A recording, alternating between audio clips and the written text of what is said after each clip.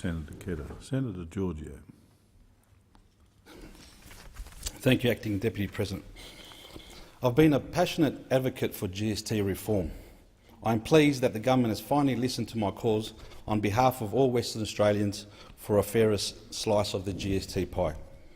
This bill is long overdue and will finally make an attempt to correct some of the wrongs of the horizontal fiscal equalisation and its effect on successful economies like that of Western Australia. The extra money will allow the state government to fund schools, hospitals and road upgrades and other infrastructure as needed, and hopefully pay down some of our huge debt in Western Australia.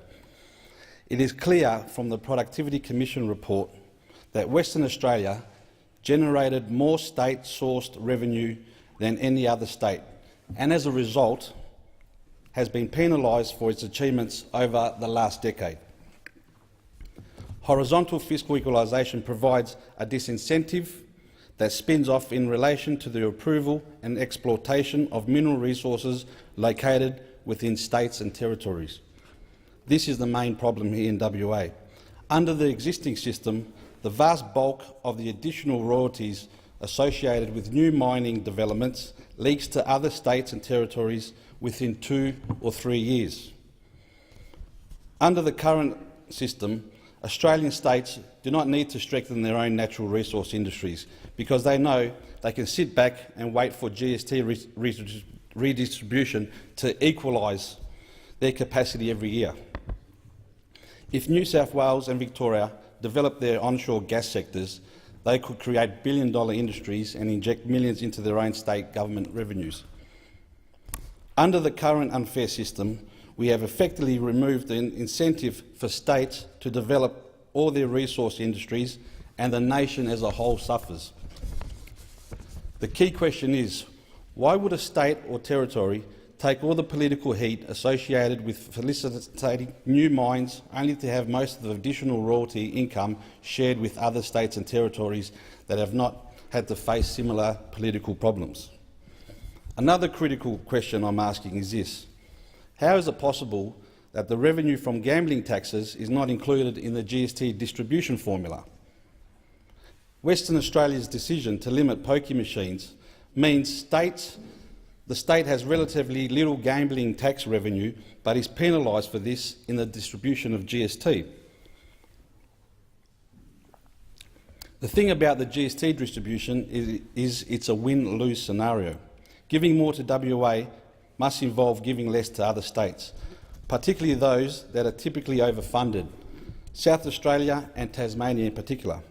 It's time to get real.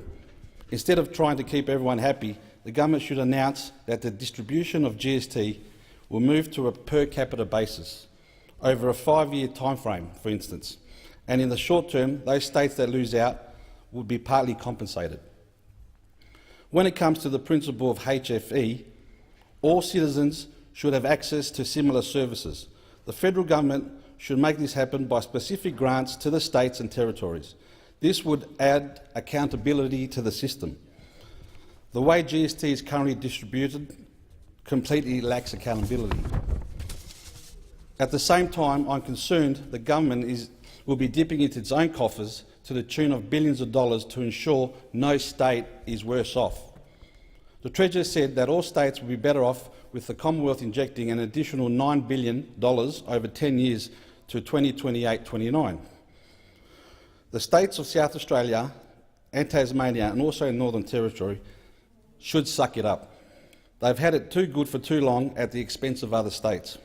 They may even lift the game as a result. In reality, the Commonwealth is doing the minimal as a step towards genuine GST reform. This bill is not perfect, as there are still other issues that need to be changed as well. It will also take about 10 years to reach full implementation. The date of effect for the updated HFE system, along with boosts to the GST revenue pool, is transitioned into effect from 2021 to 22, with the new arrangements applying in full for 2026-27. The GST floor is introduced in 2 stages, with an initial floor introduced for 2022-23 and then raised for 2024-25.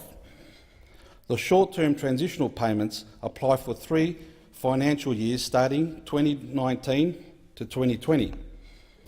The Productivity Commission inquiry is to be completed before the 31st of December 2026.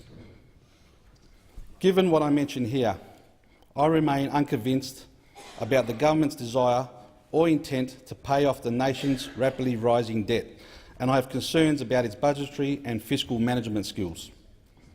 I will be supporting this bill, despite its many failings for a long-term solution. At least it's a small step in the right direction.